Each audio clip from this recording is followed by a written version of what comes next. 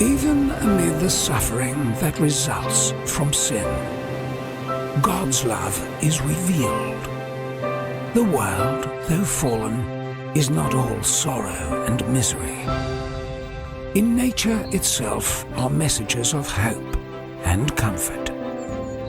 There are flowers upon the thistles, and the thorns are covered with roses. God is love, is written upon every opening bud, upon every spire of springing grass. The lovely birds making the air vocal with their happy songs. The delicately tinted flowers in their perfection, perfuming the air. The lofty trees of the forest with their rich foliage of living green. All testify to the tender, fatherly care of our God and to his desire to make his children happy. David says, "The heavens declare the glory of God, and the firmament showeth his handiwork." And Job adds, "But ask the animals, and they will teach you, or the birds of the sky, and they will tell you.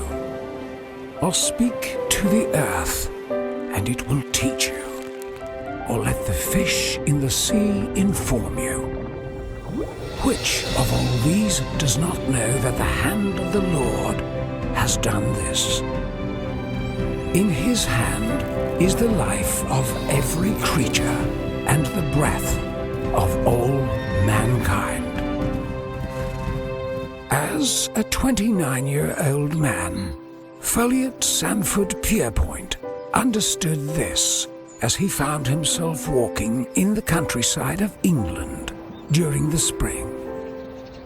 He gazed the greenery of the vast fields, the blue firmament above him, and the lively Avon River cutting through the colorful country scenery. Astounded with God's creative genius, he penned the following poem of thanksgiving. For the beauty of the earth, for the glory of the skies, for the love which from our birth over and around us lies. Christ our God, to thee we raise this our hymn of grateful praise.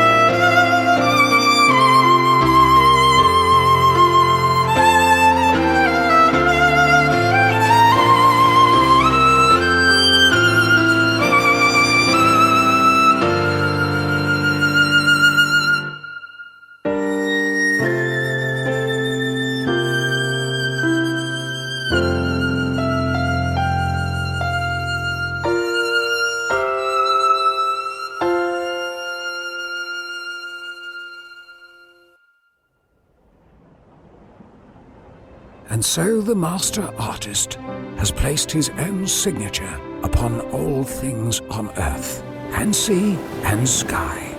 And he's written a message which says, I love you. I'll take care of you.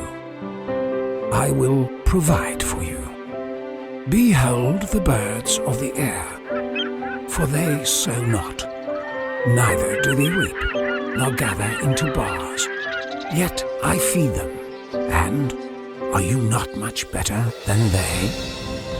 If I don't forget even one sparrow, fear not. You are of more value than many sparrows. I know you by name, and soon I will bring you home to a new heaven and new earth, where there will be no more thorns, or thistles, or pain, or sin.